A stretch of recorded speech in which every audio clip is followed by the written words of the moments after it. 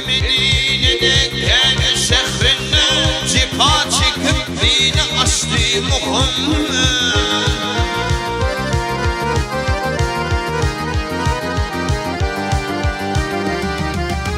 Aşıklar başvurulmuş halinde Kur'an alıp düşüp dağlar yanına yanına.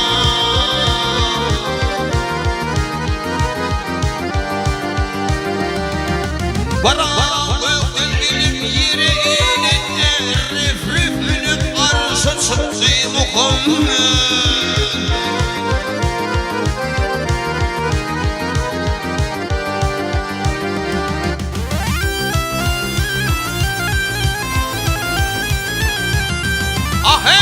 Ahey! Madracı giyşeti fiile baranla Ya Cebrail emin bilin yürenle yürenle.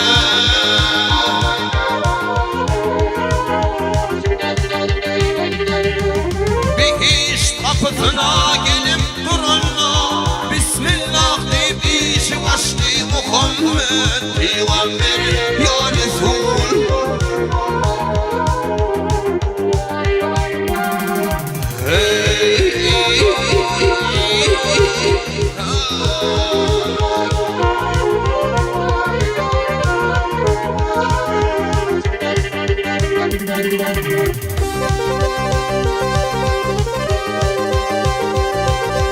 Mikail Asrafıl İzrail bilir. Mikail Asrafıl İzrail bilir. Yenilir durdurur Cebrail bilir.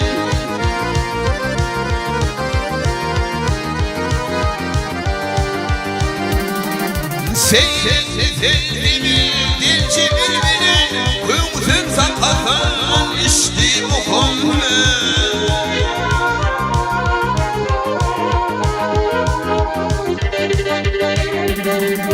Baktım muli ülgüdini bozulur.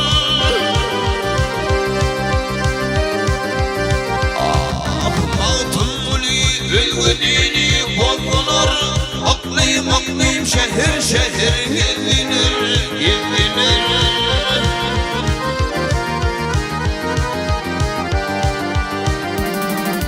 Şifa çekip aslan dini dinlenir. 63 yaşında geçti Muhammed.